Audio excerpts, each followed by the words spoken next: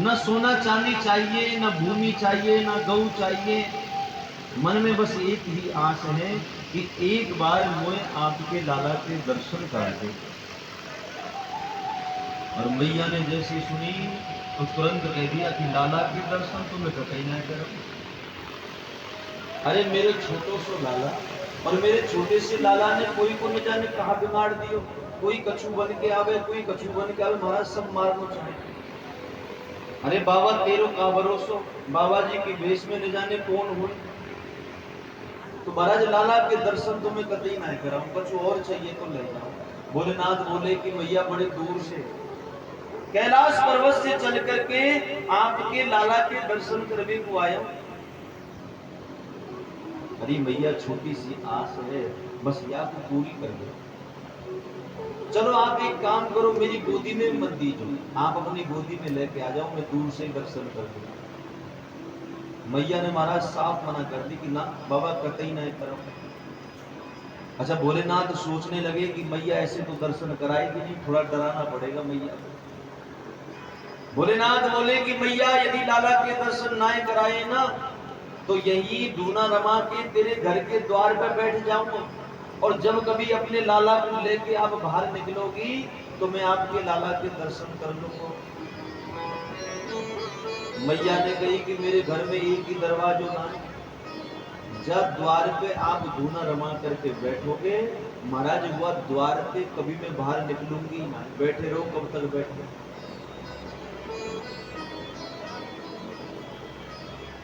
भोलेनाथ मन में विचार करने लगे कि महाराज अब मैया दर्शन नहीं कराएंगे, और ऐसे मन में विचार करके निराश होकर के भोलेनाथ मैया यहां से वापस जाने लगे। और जब निराश होकर के भोलेनाथ जाने लगे तो मन ही मन प्रार्थना कर रहे हैं कि हे प्रभु, जब आपने राम अवतार धारण किया तो मैं हनुमान को छोटा सा बंदर बना करके और स्वयं मंदारी बन करके आपके दर्शन करने के लिए अवध पहुंच गया था। डमरू बजा करके मैंने अवध के छोटे छोटे बालकों को इकट्ठा किया, और राजभवन के सामने खड़े होकर के जब मैंने डमरू बजाया, हनुमान ने नाचना प्रारंभ किया, तो अवध के छोटे छोटे बालक जोर जोर से चिल्लावे, ताली बजावे, और उन ताली की चिल्लाने की आवाज सुन करके आप महाराज दशरथ की गोद में विराजमान होकर के महल के झरोके में आ गए। और जैसे ही आप महल के झरोके में आए तो मैंने इशारा कर दिया आपकी तरफ कि प्रभु दूर से काम नहीं चलेगा, तनिक नजदीक बुलाओ। तो आप मचल गए, आप रोने लग गए कि मुझे तो उस बंदर के साथ खेलना है। तो जिस तरह से आपने श्री अवध में वो लीला की, आप रोने लग गए, आप मचलने लग गए, उसी तरह यहाँ भी कोई ऐसी लीला कर दीजिए जिससे आपके दर्शन मुझे मिल जाए। नहीं मैया तो महाराज कतई दर्शन नहीं करा।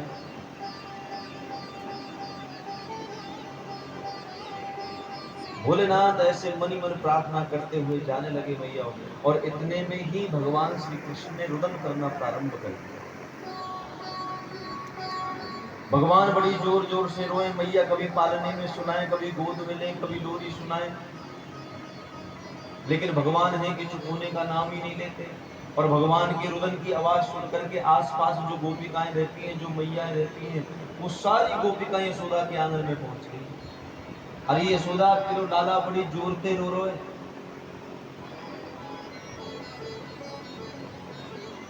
यशोदा ने कही कि पतो ना जने जाने कहा जाए तो, अरे अभी तो चुप हो, सो इतनी सी देर में इतनी जोर से रोवे लगे। अभी अभी एक महात्मा एक बाबा यहाँ पे आयो, मुझे तो ऐसो लगे कि वो बाबा ने कछु ऐसो कर दियो जाते मेरो लाला रो रहे। अच्छा एक बुजुर्ग मैया थी मैया, और ये बुजुर्ग मैया जो है ना, ये भोलेनाथ की परम भक्त थी। और भोलेनाथ माँ यशोदा के द्वार से जब गए तो माँ यशोदा के द्वार पर अपने पद चिन्ह छोड़ गए। अभी बूढ़ी मैया हाथ में लाठी लेकर के जब लाला के रुदन की आवाज सुनी और रोते रोते यशोदा के आंगन की तरफ चलने लगी, तो भगवान भोलेनाथ के पद चिन्ह दिखाई दे गए। और उन पद चिन्हों को देख करके इस मैया के हृदय में भाव का सागर बढ़ने लगा। इसके हृदय ने इससे कहा कि अवश्य ही यशोदा के द्वार पर साक्षात भगवान भोलेनाथ पधारे। अब तो महाराज ये झटपट झटपट यशोदा के आंगन में पहुंची और जाकर के यशोदा से कही कि यशोदा तेरो लाला बड़ी जोतते रो रो है। अरे ऐसो कहा है वो? यशोदा ने कही कि मैया कहा बताऊं, बड़ो चोखो पालने में सोरो, इतनी सी देर में एक बाबा जी आयो और महाराज वही ने कछु ऐसो कर दियो कि मेरो लाला तो चुप ही ना है। मैया ने कही कि जल्दी कर, वो बाबा को वापस बुला। अरे वो कोई ऐसे वैसे बाबा ना है, बड़े पहुंचे हुए बाबा है, जल्दी से उनको वापस बुला। तो एक एक गोपिका को यशोदा ने भेजो। भोलेनाथ निराश होकर के चल रहे थे कि हे प्रभु कोई लीला कर दीजिए ना, मुझे बुला लीजिए ना, मैं आपके बाल रूप के दर्शन करना चाहता हूँ। इतने में ही पीछे से गोपिका ने आवाज लगाई कि ओ बाबा तनिक ठहरियो। अब भोलेनाथ ने लीला कर दी और ऐसे मन में सोच करके महाराज भोलेनाथ झटपट झटपट आए, यशोदा के आंगन में प्रवेश किया और यशोदा के आंगन में जैसे ही प्रवेश किया तो माँ यशोदा की गोद में प्रभु के दर्शन किए और दर्शन करके बोले कि मैया अब आप एक काम करो, जब तक आप अपने लाला को मेरी गोदी में न दोगे ना तब तक ये चुप ना होंगे। तो यशोदा जी ने झट से अपने लाला को भगवान की गोद में देखा और जैसे ही भोलेनाथ की गोद में भगवान गए मैयाओं, तो भगवान ने रुदन करना बंद कर दिया। भगवान मुस्कुरा रहे हैं, हंस रहे हैं और भोलेनाथ की दाढ़ी को पकड़ के खींच रहे हैं कि देख लो बुला लिया है वापस। भोलेनाथ कह रहे हैं कि बुला तो लिया, लेकिन मैया की डांट फटकार भी खूब लगवाई आपने। भोलेनाथ मां यशोदा से बोले कि मां अगर आप चाहो कि आपको लाला कभी जीवन में रोवे ना तो आप एक काम करो।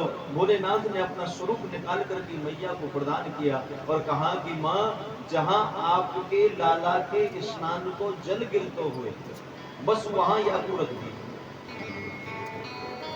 और मैया ने सज्जनों ऐसा ही कर दिया, भोलेनाथ का स्वरूप वहां रख दिया जहां भगवान श्री कृष्ण का स्नान का जल गिरता था। और इसलिए भगवान शिव का एक नाम नंदेश्वर महादेव पड़ गया। बोलिए श्री नंदेश्वर भगवान की जय।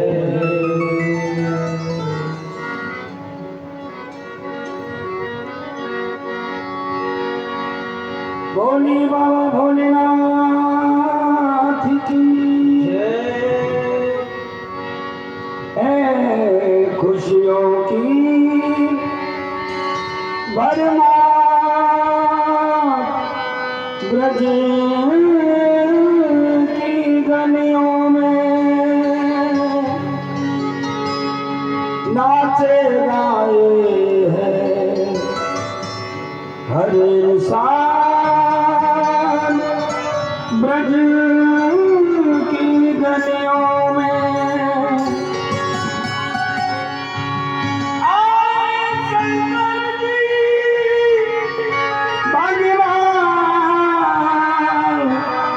ब्रज की गलियों में करने कान्हा का दीदार ब्रज की गलियों में।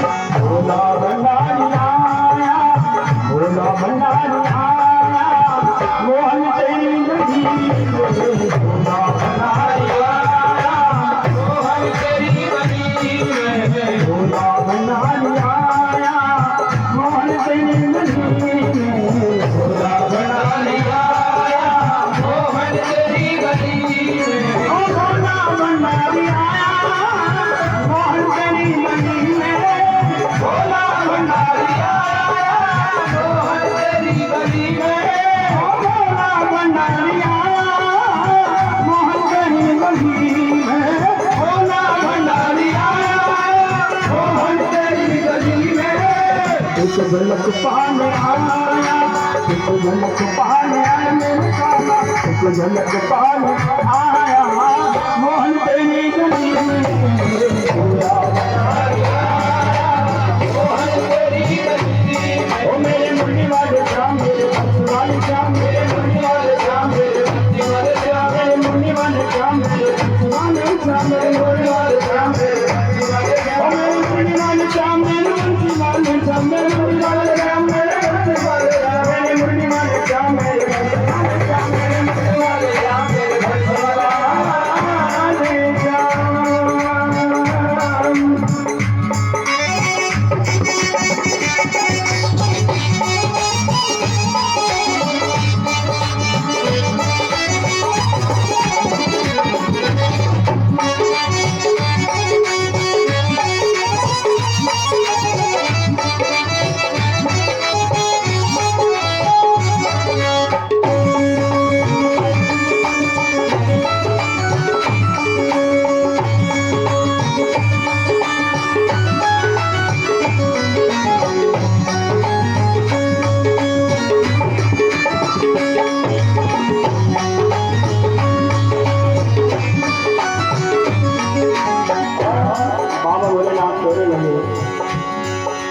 हमने सुना है मोहन तुमको दयाल भी हो, हमने सुना है मोहन तुमको दयाल भी हो, हमने सुना है मोहन तुमको दयाल भी हो, हमने सुना है मोहन तुमको दयाल भी हो।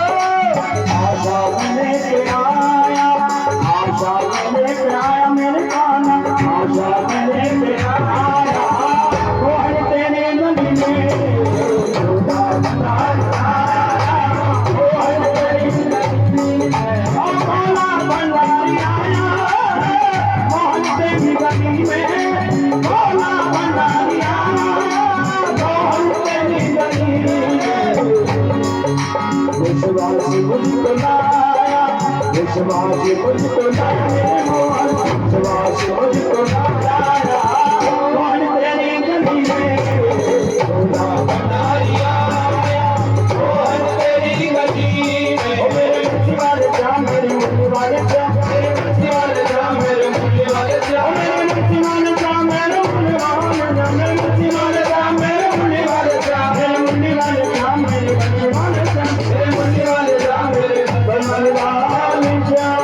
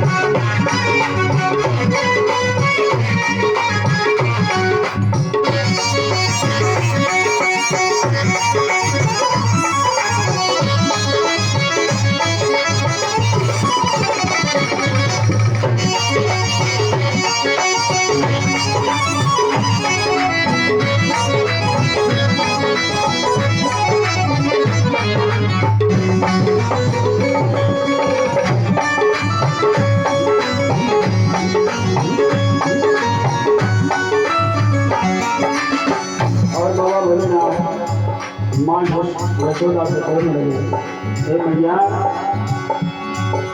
मैया मुझे दिखा दे काला की एक झलकी, मैया मुझे दिखा दे काला की एक झलकी, ओ मैया मुझे दिखा दे काला की एक झलकी, मैया मुझे दिखा दे काला की एक झलकी। परिसर में करके जाओ, परिसर में करके जाओ मेरी मैया, परिसर में करके जाओ मोहन तेरी गली में। भोला भंडारी आया मोहन तेरी गली में, भोला भंडारी आया मोहन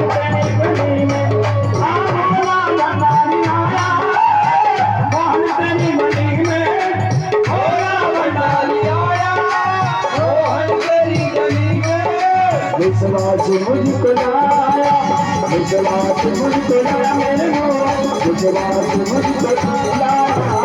मोहन तेरी कली थोड़ा बता दिया, मोहन तेरी कली है थोड़ा बता दिया, मोहन तेरी कली। ओ मेरे मन वाले श्याम, मेरे मन वाले श्याम, मेरे मन वाले श्याम, मेरे मन वाले श्याम, ओ मेरे मन वाले श्याम, मेरे मन वाले श्याम, मेरे मन वाले श्याम, मेरे मन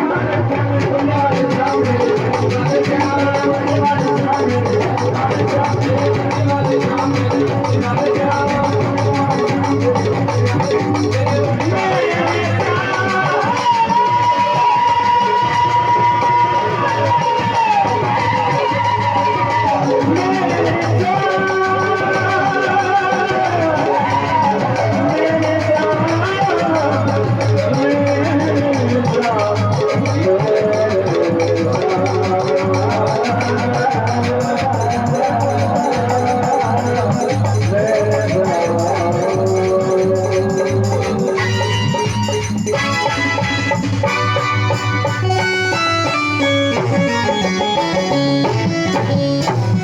बोली कृष्ण भगवान की जय।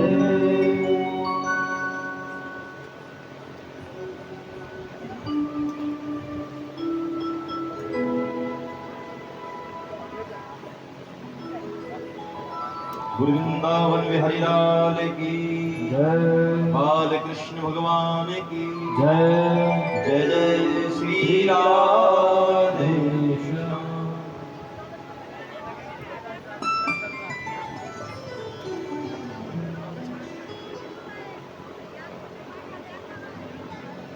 तो श्री सुखदेव जी महाराज कहते हैं कि राजन,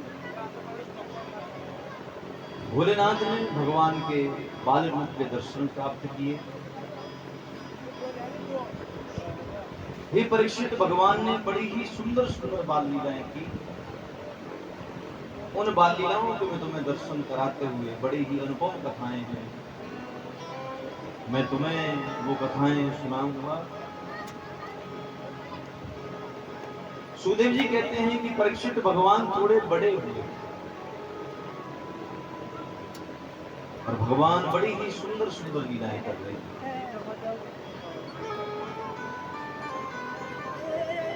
एक दिन की बात है, भगवान थोड़े बड़े हुए। नंद बाबा का नियम है कि महाराज नित्य वो स्नान करके अपने घर में एक छोटा सा मंदिर बना रखा है और नित्य उस मंदिर में जाकर के नंद बाबा जो है भगवान शालिग्राम की सेवा करते हैं। तो आज भी नंद बाबा उसी तरह भगवान शालिग्राम की सेवा करने के लिए अपने मंदिर में जा रहे हैं। अच्छा, जैसे ही शालिग्राम की सेवा के लिए नंद बाबा जाने लगे तो पीछे पीछे कन्हैया भी पहुंच गए। नंद बाबा आसन लगा करके बैठे तो बगल में जाकर के कन्हैया बैठ गए। अब जैसे ही बगल में जाके कन्हैया बैठे तो नंद बाबा ने कही कि कन्हैया, लाला तू नहायो ना धोयो और महाराज मंदिर में आके बैठ गए, चल बाहर निकल। और डांट फटकार लगा करके मैयाओं भगवान को मंदिर से बाहर निकाल दिया। और भगवान ने भी क्या किया कि भगवान मंदिर के द्वार पर जाकर के खड़े हो गए। और जो नंद बाबा सेवा कर रहे हैं ना भगवान की, उस सेवा को भगवान देख रहे हैं। और नंद बाबा ने शालिग्राम जी को दूध से स्नान कराया और फिर वह के बाद महाराज शहद से स्नान कराया। अब कन्हैया खड़े खड़े सोच रहे हैं कि बाबा तो रोज या को दूध शहद से नहलाओ और शहद हुए बड़ो मीठो, और रोज महाराज शहद से नहाना के ये खुद कितनो मीठो है वो होए। अच्छा, नंद बाबा का जैसे स्नान पूरा हुआ तो नंद बाबा बैठ गए भजन करने के लिए। नंद बाबा ने अपना दुपट्टा लिया, दुपट्टा लेके ऐसे घूंघट बनाया और घूंघट बना करके भजन करने के लिए बैठ गए नेत्र बंद करके। कन्हैया आए धीरे धीरे मैया और आकर के नंद बाबा की बगल में बैठे, शालिग्राम जी उठाए और झट से अपने मुंह में रखे। और जैसे ही शालिग्राम जी मुंह में रखे, इधर नंद बाबा को भजन पूरा हुआ, भजन पूरा करके नंद बाबा ने कही कि जय हो शालिग्राम जी, तो देखे कि महाराज सामने तो शालिग्राम ही नहीं, बगल में कन्हैया जरूर बैठे हुए थे। अब नंद बाबा ने चारों तरफ अपने शालिग्राम भगवान देखे, कभी इधर देखे कभी उधर देखे, लेकिन दिखाई नहीं दे, बगल में कन्हैया जरूर बैठे थे। नंद बाबा ने कही कि लाला तेने मेरे शालिग्राम देखे का? अब महाराज बोले कैसे, मुंह में तो शालिग्राम रखे। कन्हैया ने कही बाबा ने फिर इधर उधर देखे, अपने आसन के नीचे देखे, कहीं महाराज ढुलक के चले गए, क्योंकि शालिग्राम जी रहे ऐसे ही ना गोल गोल काले काले। बाबा ने खूब देखा नहीं मिले, बाबा ने फिर कही कि लाला सही सही बता तेने देखे? कन्हैया ने फिर कह दी अच्छा। बाबा ने जब ध्यान से देखा कन्हैया के मुख को, तो कन्हैया का एक गाल ऊपर को हो रहा था। बाबा ने कही कि लाला तेरे मुंह में क्या है?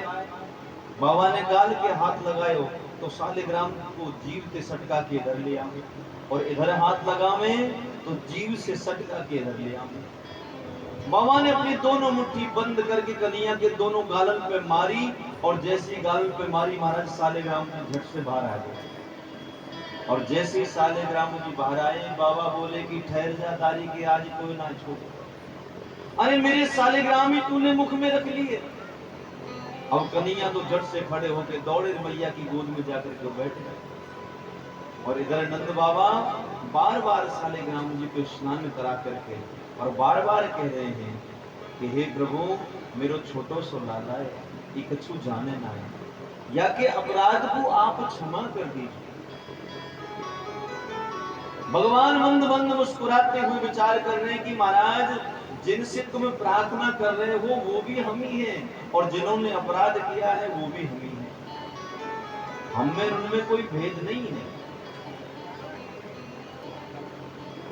सुखदेव जी कहते हैं कि राजन भगवान ऐसी बात भी नहीं करते। एक दिन की आपको बात बताऊं कि एक दिन भगवान आए और आकर के प्रातः काल जल्दी मैया की गोद में आकर के बैठे। अच्छा, मैया जो है वो दही पिलो रही थी। मैया से भगवान बोले कि माँ बड़ी जोर की भूख लग रही है, तनिक माखन दे दे खावे को। मैया बोली कि लाला तू नहायो ना धोयो, मुख भी ना धोयो, पहले चल मुंह धो के आ फिर माखन ले जाओ। लेकिन भगवान में मचल गए। भगवान ने जिद पकड़ ली कि नहीं मुझे तो माखन चाहिए, मुझे तो माखन चाहिए। और जब भगवान ने जिद पकड़ी तो मैया ने भी क्रोध में कह दी कि दारी के ज्यादा माखन माखन करेगा ना तो कुछ चंदा लाके नहीं दूंगी। अब भगवान ने माखन की जिद छोड़ी, चंदा की जिद पकड़ी। भगवान कहने लगे कि मैया अब तो मुझे चंदा ही चाहिए, मुझे तो चंदा ला करके दे। मैया बोली कि मैं तुम कहते चंदा ला के दो। अरे चंदा कोई यहाँ थोड़ी रहे, चंदा तो वहां आकाश में रहे, तो वह आकाश से चंदा उतार के कैसे लाऊं तुमको? भगवान मन ही मन कह रहे हैं कि मैया जब तुम ऊपर से ब्रह्म को नीचे उतार सकती हो तो चंदा आपके लिए कौन सी बड़ी बात है।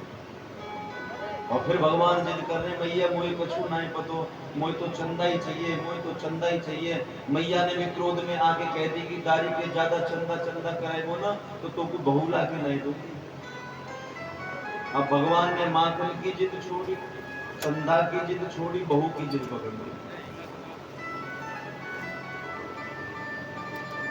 भगवान कह रहे कि मैया वो तो मुझे बहू ही ला के दो, मुझे बहू ही चाहिए। मैया बोली कि तू छोटो सो लाला, तू बहू को क्या करेगा?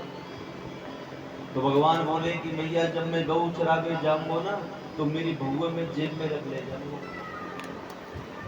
और जेब में जब रख के लेके जाऊंगा तो जब भी वहां अवसर मिलेगा तो जेब से बहू बाहर निकालो और खेल लो।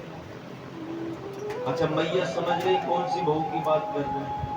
तो मैया ने बढ़िया रेशमी कपड़ा लिया मैया हो, और बड़ा सुंदर रेशमी कपड़ा लेकर के वह की सुंदर सी गुड़िया बनाई, और गुड़िया बना करके भगवान को प्रदान कर। सुखदेव जी कहते हैं कि राजन ऐसी लीलाएं कर रहे हैं भगवान। तुम्हें एक लीला और सुनाऊंगा। कि भगवान जब थोड़े बड़े हुए ना, तो ग्वाल वालों के संग मित्रता हो गई भगवान की। और भगवान ने क्या कर लिया कि भगवान ने एक चोर मंडली बना दी और नाम रख दिया माखन चोर मंडल। ग्वाल वालन को संग में लेके और गोपिकान के घर में जाकर के भगवान माखन चोरी किया करते। अच्छा, रोज की शिकायत मैया यशोदा के पास आती। एक दिन तो कई सारी गोपिकाएं शिकायत लेकर के पहुंच गई और गोपिकाओं ने जाकर के यशोदा से कही कि यशोदा, तेरो लाला नित्य हमारे घर आवे और माखन चोर चोर के खावे। एक गोपी ने कही कि महाराज खुद खावे जो खावे यशोदा, ये तो बंदरन को भी खवावे। एक बोली कि तेरो माखन तो बंदर को ही खिलाया। अरे मेरी आप बीती सुनो, मेरे घर में माखन चोरी करवे तू आयो और जब माखन ना मिलो तो महाराज मेरी छोरी की चुटिया खाट के पाए ते बांध के और वाके कान में हुआ कह के भाग गो। और मेरी छोरी जब डर के मारे भागी तो महाराज खाट भी पीछे पीछे खिसती ही चली गई। अब मैया जब कन्हैया की तरफ देखे तो मुंह लटका के खड़े हो जाए और मैया जब गोपिकान की तरफ देखे तो भगवान गोपिकान को कभी अंगूठा दिखावे कभी सैन चलावे। तो मैया ने भी कह दी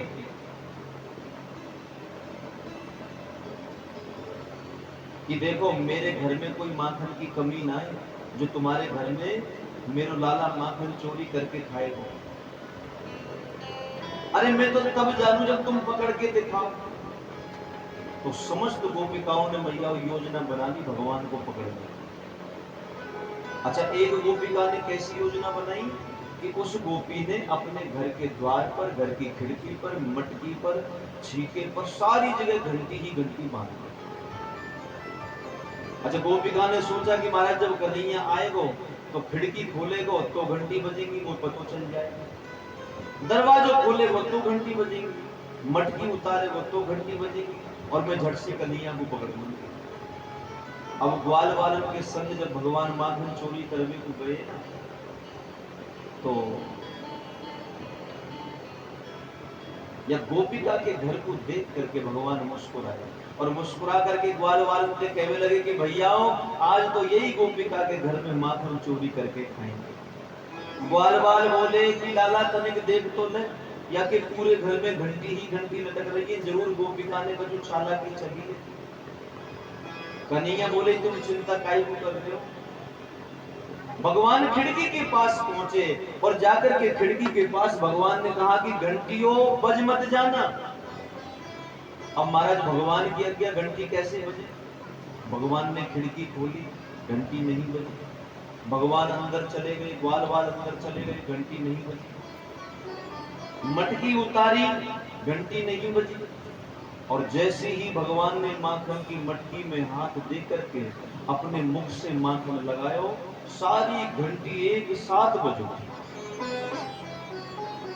भगवान बोले कि मैंने मना किया था बज मत जाना, फिर क्यों बजी। घंटियां बोली कि प्रभु वेद विरुद्ध काम हम नहीं करेंगे।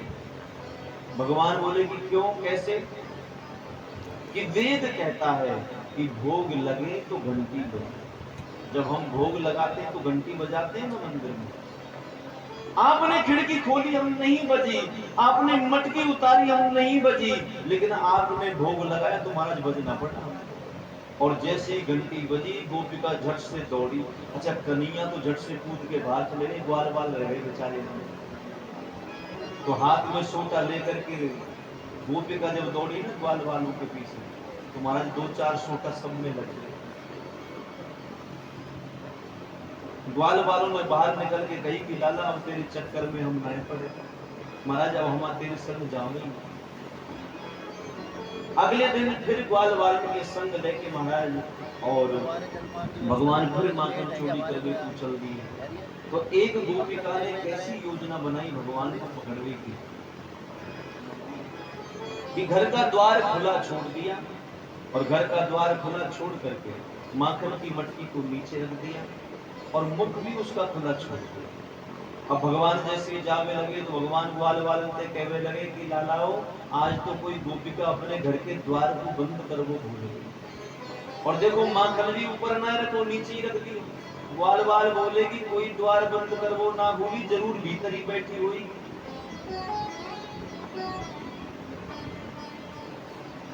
भगवान बोले कि अरे नाए, हमारी गोपिकाएं तो बड़ी भोली हैं, बड़ी सीधी हैं। ग्वाल बाल बोले कि महाराज कतई भी भोली ना, जरूर कछु न कछु चालाकी करी है। भगवान बोले कि तुम मेरे संग चलो। ग्वाल बाल बोले कि पहले आप चलो महाराज, हम तो पीछे आ जाएंगे। महाराज कल की बात हमको याद है, आप तो खिड़की खोल के बाहर निकल गए, हमारी पिटाई हो गई। और जब भगवान अंदर गए ना मैया, और जैसे ही अंदर जा करके भगवान ने माखन की मटकी में हाथ दियो, गोपिका झट से आई और आकर के कन्हैया को झट से हाथ पकड़ लिया। हाथ पकड़ करके महाराज गोपी बोली कि चल दारी के तेरी मैया को बड़ी कहवे कि मेरो लाला माखन चोरी ना करे, आज तो रंगे हाथ पकड़ो तुम। कन्हैया बोले कि महाराज अब तो कोई को भलो करवे को समय ना। गोपिका बोली कि आपने मेरो कहा भलो करो। कन्हैया ने कही कि मैं आपके घर को द्वार देखो कि द्वार खुलो हो, मैंने विचार करो कि कोई गोपिका अपने घर के द्वार को बंद करो वो भूल गई, चलो याके घर के द्वार ही बंद कर चलो। गोपिका बोली तो चलो घर के द्वार बंद करके चले जाके अंदर क्यों आए। भगवान बोले कि मैं तो तेरे घर के द्वार बंद ही कर रो, और मैंने देखो कि माखन की मटकी नीचे रखी, मुंह खोलो हो, कोई कुत्ता कोई बिल्ली आए माखन में झूठो कर जाए। मैंने सोची जब घर के द्वार को बंद कर रहे हैं तो क्यों ना महाराज माखन की जो मटकी वाके मुख को भी बंद कर दो। गोपिका बोली तो माखन की मटकी के मुंह बंद करके क्यों नहीं गए, हाथ में माखन कैसे लगा। कन्हैया बोले कि मैं तो तेरे माखन की मटकी के मुख को बंद कर रहा हूं, पर जैसे मैं बंद करवे लगो तो मैंने देखो कि तेरे माखन में चींटी पड़ी, तो मैंने सोची कि क्यों ना महाराज चींटी भी निकाल चल। और जैसे ही मैं चींटी निकालवे लगो तू आके तेने मेरो हाथ पकड़ लिया। गोपिका बोली कि अब पाठ तेरी मैया को पड़ेगी महाराज, मैं तेरी बात में आवे वाली ना। और पकड़ के हाथ महाराज सीधे यशोदा के पास ले जावे लगे। अच्छा गोपिका ने भैया एक हाथ का घूंघट खींच लिया। अब कन्हैया पीछे को खींच रहे हैं, गोपिका आगे को खींच रही है, और ऐसे पीछे पकड़ के खींचते हुए ले जा रही है। थोड़ी दूर भगवान संग में चले और फिर बोले कि अरे गोपिका मैया के पास ले तो जा रही हो, पर यह हाथ को आपने ऐसो पकड़ो कि हाथ में दर्द है न, तो आप एक काम करो मेरे दूसरे हाथ में पकड़ ले। अब ग्वाल बाल पीछे दौड़ी रहे थे, कन्हैया के लाला पकड़ लियो, कन्हैया पकड़ लियो, आज तो यहाँ में मार लगेगी, चलो सब मिलकर देखेंगे। गोपिका ने हाथ छोड़ के कही कि ठीक है ला पकड़ा दूसरा हाथ, तो अपने हाथ के जगह पे मधुमंगल को हाथ पकड़ा दिया, और मधुमंगल के हाथ को पकड़ के महाराज गोपिका जो है सीधे यशोदा के आंगन में पहुंच गए। और कन्हैया भी न जाने कौन कौन सी गली से घूमते हुए उस गोपिका से पहले पहुंच गए। गोपिका ने आवाज लगाई कि ओ यशोदा तनिक बाहर आइयो। यशोदा जी बाहर आई। गोपिका ने कही कि देख आप बड़ो कहो कि मेरो लाला चोरी ना करे, चोरी ना करे, देखो आज आपको लाला मैंने पकड़ लिया।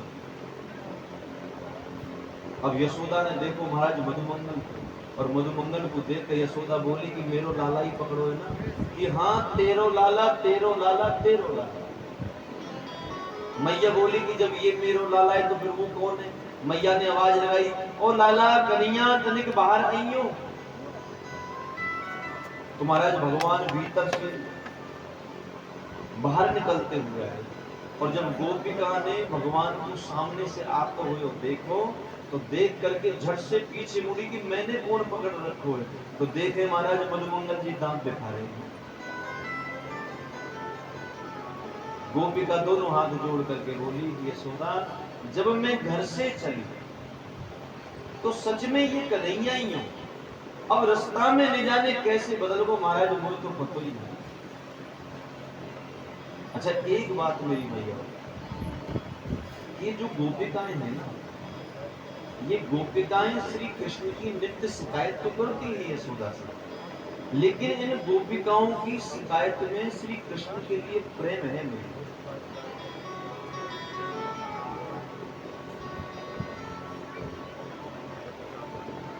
जिस दिन भगवान इन गोपिकाओं के घर माखन चोरी करने के लिए नहीं आते ना, तो ये गोपिकाएं व्याकुल हो जाया करती और कुछ ना कुछ बहाने से ये यशोदा के घर भी पहुंच जाया करती। ये ऐसी व्याकुल हो जाती कि आज कन्हैया माखन चोरी करने को नहीं आए, कहीं ऐसा तो नहीं कि कन्हैया बीमार पड़ गए हो, उनका स्वास्थ्य खराब हो गया हो, अरे ऐसी कहा बात है, आज लाला क्यों नहीं आए हो, ऐसे ही व्याकुल हो जाएगा और किसी न किसी बहाने से यशोदा के पास पहुंच जाया करती। यदि यशोदा तनिक थोड़ी सी छाछ दे दे, अरे यशोदा तनिक थोड़ा सा दूध दे दे, ऐसे बहाने से जाती और बहाने से फिर पूरे आंगन में देखा करती कि कन्हैया नहीं दिखाई दे। अच्छा, जब आंगन में भी नहीं दिखाई देते कन्हैया, तो फिर पूछती कि यशोदा कन्हैया दिखाई नहीं दे रहे, अरे बाकी स्वास्थ्य तो ठीक है ना, वो बीमार तो ना है। अच्छा, यशोदा भी जानती है कि जो गोपिकाएं है ना, मेरे कृष्ण को बड़ा प्रेम करती है, तो गोपिकाओं की शिकायत में मेरी मैया प्रेम छुपा हुआ है। गोपिकाएं भगवान को डांटती हैं, भगवान को पकड़ती हैं, लेकिन उन गोपिकाओं की डांट में भी भगवान के प्रति प्रेम छुपा हुआ है।